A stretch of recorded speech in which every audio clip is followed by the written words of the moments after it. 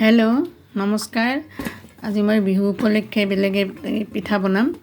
এই পিঠাটো আমাৰ মাহঁতে কঁকাল বন্ধা পিঠা বুলি কৈছিল। ইয়াত মই এটা নাৰিকল ভাজি লৈছোঁ ৰুকি, আৰু আধা কিলো চাউলৰ গুড়ি ভাজি লৈছোঁ। সোৱাদ অনুসাৰে গুড় দিছোঁ আৰু গাখীৰেদি অলপ অলপকৈ মুঠি মুঠি এনেকৈ আটা মৰা নিচিনা মই মাৰি লৈছোঁ। আটাৰ নিচিনা হৈছে। এতিয়া মই এইখিনি সৰু সৰু আটাৰ নিচিনা লাড়ু কৰি লৈছোঁ। এয়া মই এনেকৈ গোটেইখিনি লাড়ু কৰিম।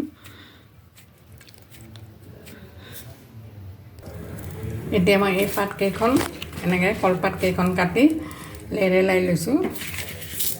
আগদিনাখন কাটি ৰ'দত থৈ দিলে এনেকুৱাখন নকৰিলেই হয়।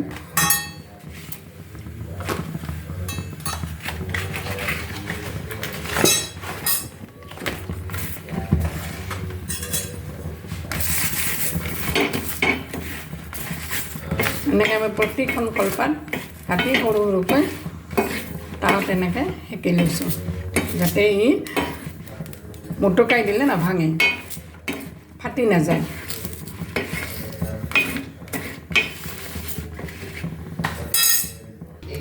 এইদৰে মই গোটেইখিনি কলপাত এনেকৈ সেকি লৈছোঁ তাত। এইদৰে কলপাতেদি বান্ধি লৈছোঁ।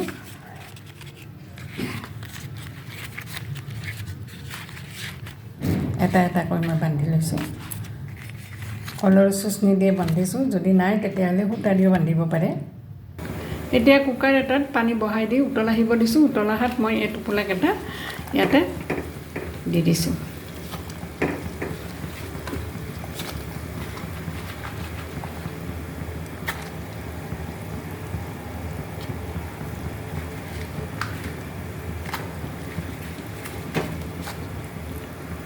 এনেকৈ কুকাৰটোত ঢাকন মাৰি দিছোঁ আৰু দুটা হুইচেল আহিব দিম। এতিয়া কুকাৰৰ পৰা উলিয়াই মই এনেকৈ খৰাহীত পানীটো নিগৰিবলৈ দিছোঁ অকণমান।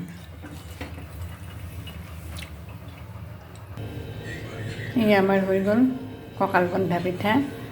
কলপাতৰ পৰা উলিয়াই নোথোৱাকৈ, অৰ্থাৎ নুলিয়াই ফ্ৰিজত ভৰাই, ঠাণ্ডা হ'লে ফ্ৰিজত ভৰাই থৈ পিছদিনাখন পুনৰ উতলা পানীত দিও গৰম কৰি খাব পাৰি।